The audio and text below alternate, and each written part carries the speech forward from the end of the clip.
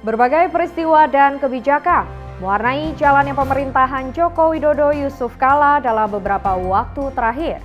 Mulai kunjungan Presiden ke korban banjir di Garut, hingga BPK yang menyerahkan ikhtisar hasil pemeriksaan semester pertama tahun 2016 kepada Presiden.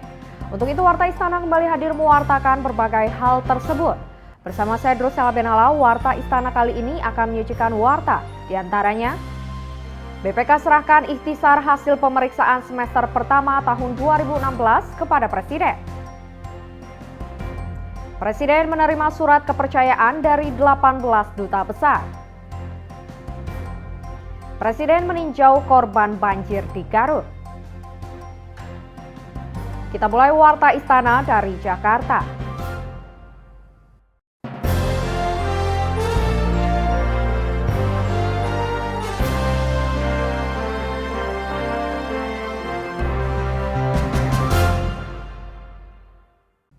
Pemirsa, Badan Pemeriksa Keuangan pada hari Rabu lalu menyerahkan ikhtisar hasil pemeriksaan semester pertama tahun 2016 kepada Presiden Joko Widodo. Salah satu temuan yang disampaikan adalah menurunnya jumlah kementerian atau lembaga. Bertempat di Istana Merdeka Jakarta, Badan Pemeriksa Keuangan BPK yang dipimpin Hari Azhar Aziz selaku ketua menyerahkan ikhtisar hasil pemeriksaan semester 1 atau IHPS 1 tahun 2016 kepada Presiden Joko Widodo Rabu 5 Oktober. Salah satu temuan yang disampaikan adalah menurunnya jumlah kementerian atau lembaga yang mendapat opini wajar tanpa pengecualian WTP dibandingkan tahun sebelumnya. Hal itu disampaikan Haris Azhar kepada media usai pertemuan dengan Presiden. Turun menjadi 65%.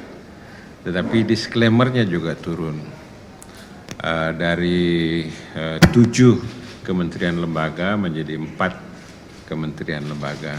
Jadi ada yang naik adalah WDP-nya, wajar dengan pengecualian.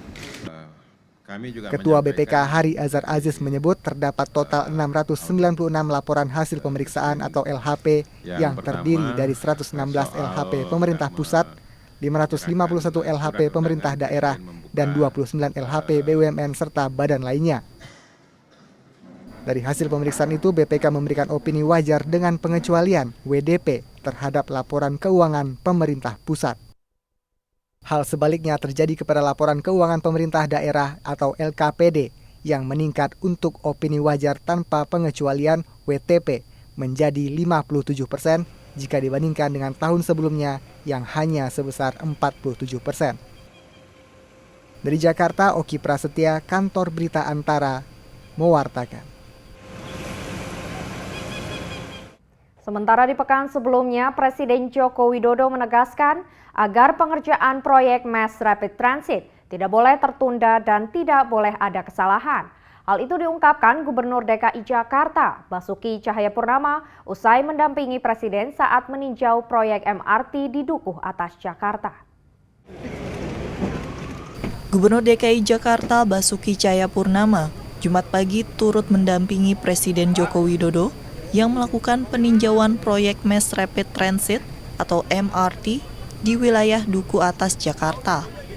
Gubernur DKI Basuki menyampaikan bahwa Presiden ingin agar pengerjaan proyek di lapangan seperti proyek MRT ini harus selalu ada kemajuan, tidak boleh ada delay, dan juga tidak boleh ada kesalahan.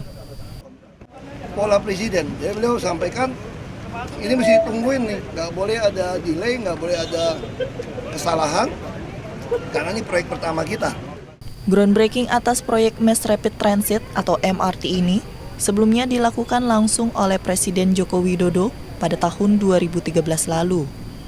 Untuk tahap pertama, proyek MRT dengan rute Lebak Bulus Bundaran HI dibangun sepanjang 15,7 km dan direncanakan sudah mulai beroperasi pada tahun 2019.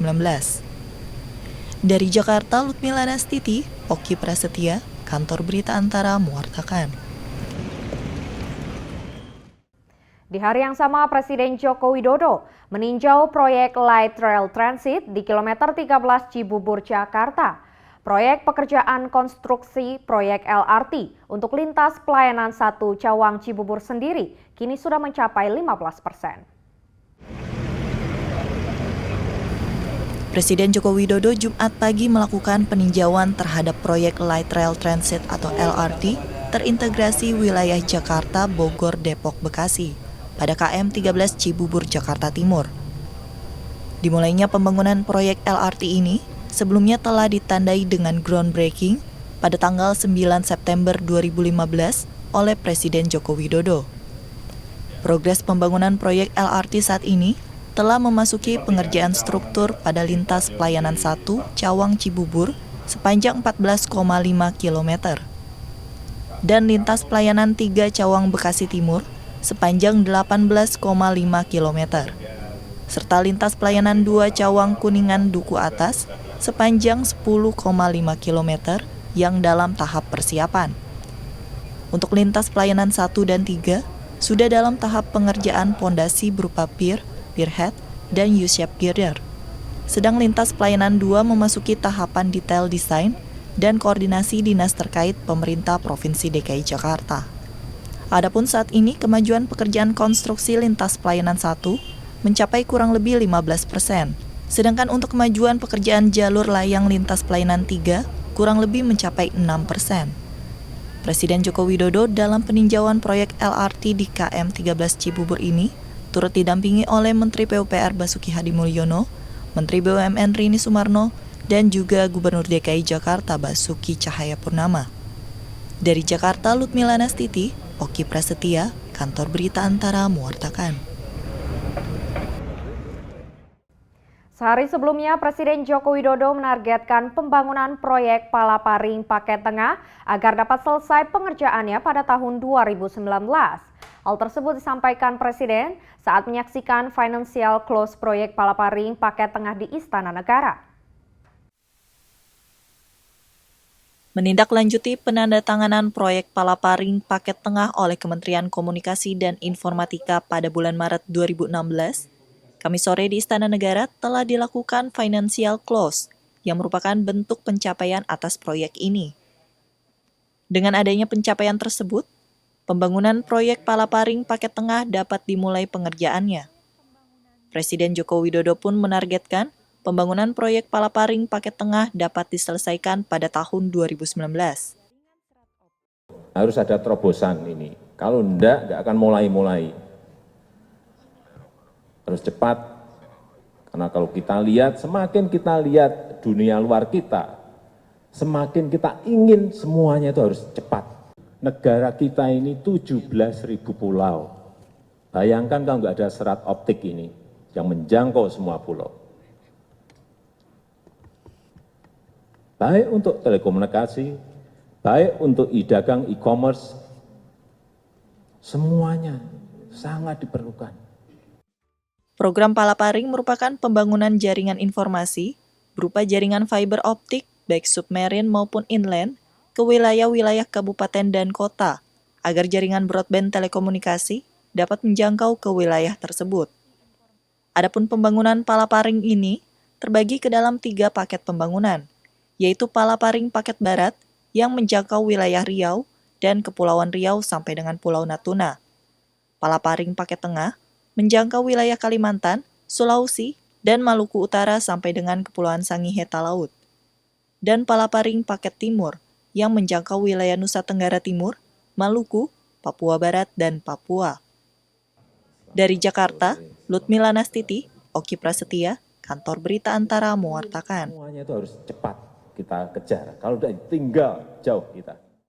Presiden menerima surat kepercayaan dari 18 duta besar luar biasa dan berkuasa penuh di Istana Merdeka. Warta Istana akan segera kembali dengan wartanya sesaat lagi.